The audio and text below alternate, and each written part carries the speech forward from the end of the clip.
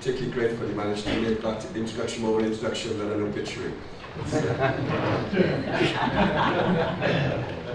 It's actually a year ago today I was appointed to the cabinet, so I'm due to be axed before long. You know, when you celebrate anniversaries, quite often the opportunity for every journalist in the country to get their pencils out and say, you know, how did he do? And they always use past tense, don't they?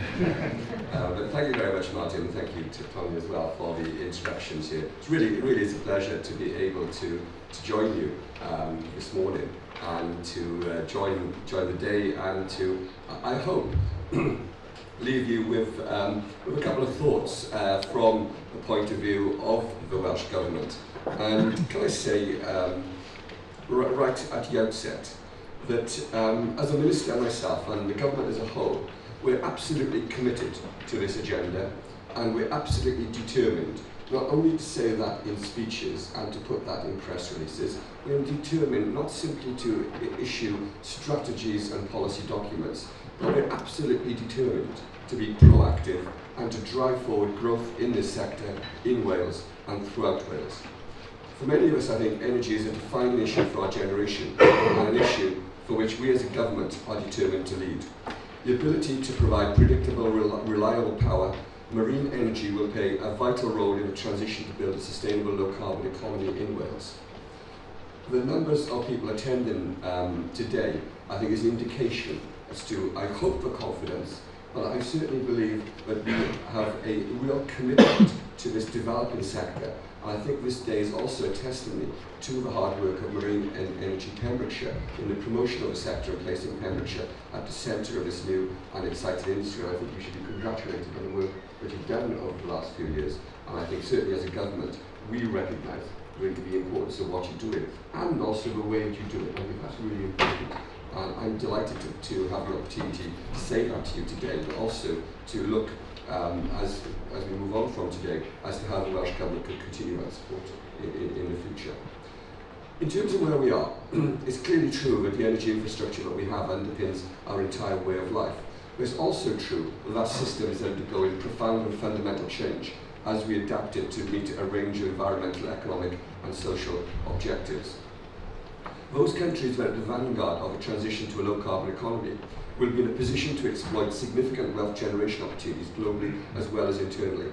We want to ensure that Wales is in the best position not only to create new jobs and supply chain opportunities, but to take advantage of the potential to export expertise, energy, goods and services. We want Wales to be at the centre of this, and let me say this, as a government, we will take the actions and we will take the decisions that we need to take in order to ensure that we are able to provide the support to the industry to enable that to happen. We believe that the industry should be leading the development of this sector, but we also believe that it's the role of government not to be a spectator or not to be a commentator, not to stand simply on the sidelines saying jolly good here and there, or we'd like to see you do better here and there. But we see government as an activist, playing an activist role, supporting, sustaining and ensuring that businesses and companies are able to exploit the opportunities that you see available to you. And I want to hear from you today as to what you think this government should be doing and where you think this government should be doing more or doing what we do differently in order to provide the sort of support that you require and you need to sustain, support and grow your businesses.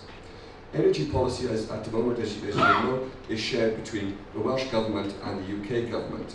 Now you will also know, particularly those of you who know me, I can see a couple of faces in the audience who have heard me both in private, or perhaps even in public as well, when the frustration is not too great, to understand that it is a source of frustration in some quarters, that we have responsibility for planning decisions on energy applications below 50 megawatts onshore and below 1 megawatt offshore. The Welsh Government has consistently called for the devolution of further powers to Wales to ensure consistency and coherence in policy and direct accountability to the people of Wales. Supporting businesses and developing our industries are key ingredients in shaping a low-carbon Wales. But without the tools of energy consenting powers and the levers to incentivise the right technologies for Wales, the task is made that much more difficult and that much harder, and unnecessarily so. We believe the Welsh Government is best placed to align Wales' energy aspirations with the needs of our communities and of our natural environment. Whilst it's true to say the UK Government has chosen to withhold some of these tools from us, to date. It's also pleasing to note that last week the Silk report recommended a devolution of energy consenting powers up to 350 megawatts and parity with the other devolved administrations in relation to supporting technologies under the new contracts of difference regime. We're now in the process of considering the practical implications of these recommendations in the context of meeting our aspirations to see clear benefits for energy projects in Wales. We want to move forward on this very, very quickly. Wales has major infrastructure assets. Our electricity transmission network traverses well-established corridors to the north and south of the country. Our deep sea ports provide access to the energy of our seas. Our gas infrastructure, and notably the two liquefied natural gas terminals at Milford Haven, is an important source of stability during the transition to a low-carbon economy. These are all major assets. They make Wales an attractive location for investment in energy. And one of our flagship projects in the tidal stream sector is Tidal Energy's Energy Limited data stream project. With an £8 million allocation from the structural funds administered by the Welsh European Funding Office, the project will be our first operational tidal device in Wales. The data gathered from the environmental monitoring will help us considerably in understanding the interactions between devices and the marine environment. In the north, marine current turbines have the necessary consents in place to deploy a 10 megawatt tidal array off Anglesey. This £70 million investment will generate enough electricity to power up to 10,000 homes and will be a catalyst for the establishment of a sector in the north of Wales. Can I say this?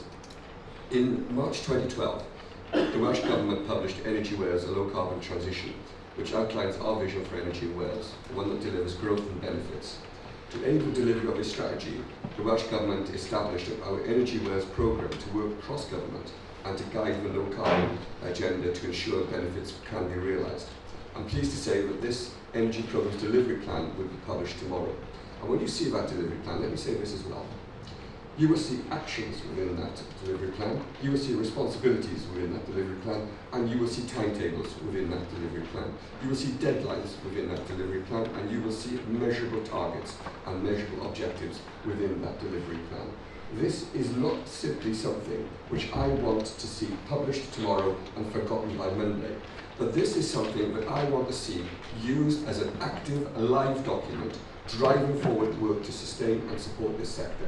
This is something I've been very, very clear with Welsh Government officials. It's something that I want to see delivered. I want to see it delivered in a timely way. I want to see it delivered in a proactive, creative, imaginative way. And I want to see reports coming back to me as a minister on a regular basis, telling me what milestones have been achieved, what we can be doing, what we should be doing, what more we can do, and what are the directions of travel that we should be moving in. I want this to be a proactive document that continues to support and sustain the growth in the industry and the sector into the future. Since the launch of Energy Wales, we have concentrated our efforts on tackling some of the barriers, the real barriers that we all know exist to prevent and to impede growth. We've worked with the Crown Estate to bring forward test and demonstration zone leasing in Wales for both wave and tidal stream technologies and to investigate market interest in the tidal range. We've completed a study which has estimated the potential economic benefits for Wales from the future development of wave and tidal stream. The study forecast possible economic benefits of the marine energy industry in Wales under 3 timeline scenarios. We're continuing to investigate research, development, and innovation opportunities in offshore renewables, including marine energy.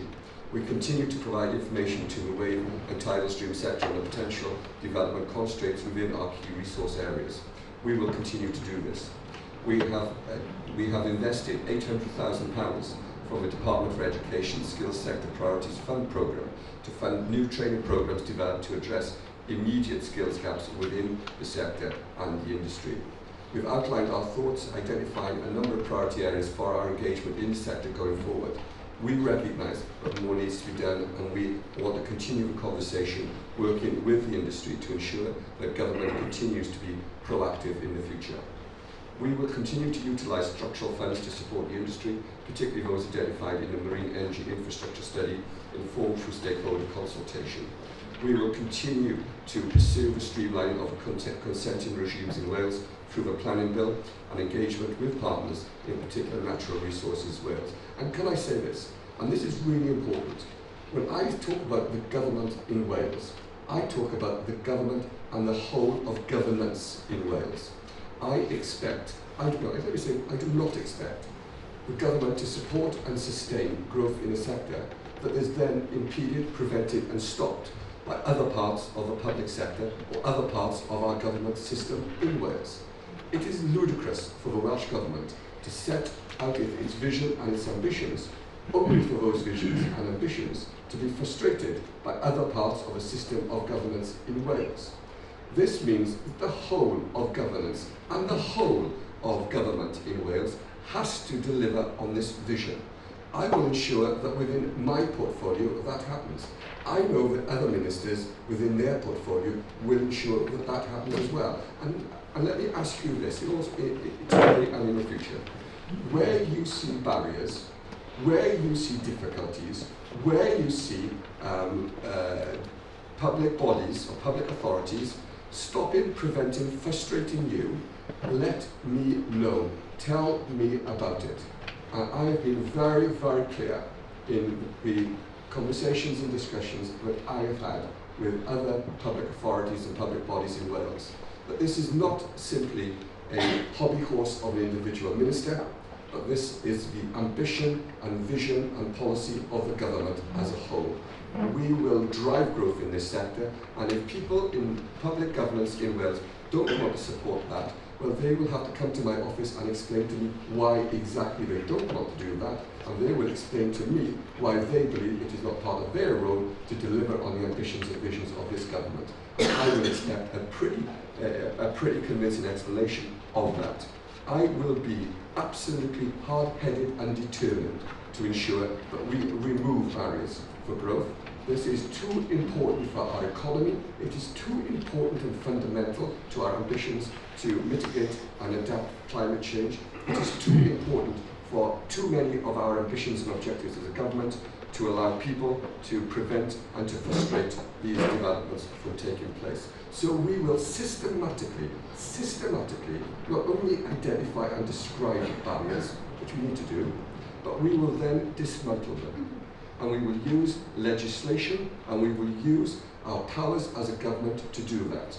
And let nobody be under any illusion at all. If people seek to frustrate the growth of renewable energy in Wales, they are not only frustrating the will and vision of this government, they are also frustrating the ambitions of industry and business and the people of this country. And the people of this country who want to see this industry grow and develop as well. And this government will support that, and this government will systematically take away and remove those barriers. So let me say in closing, we have an opportunity here. We have an opportunity to centre Wales at this very heart of this growing industry and this growing sector. And this government is determined to do that.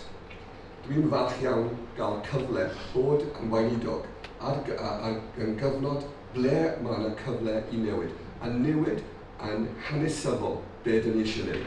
Dwi yn hollol sicr o be dwi eisiau gwneud fel gweinidog a fel aelod o'r Llywodraeth yma.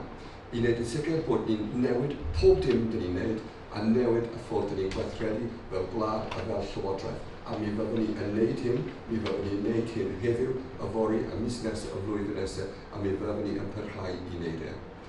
I am absolutely convinced that the renewable sector is an essential part of our future.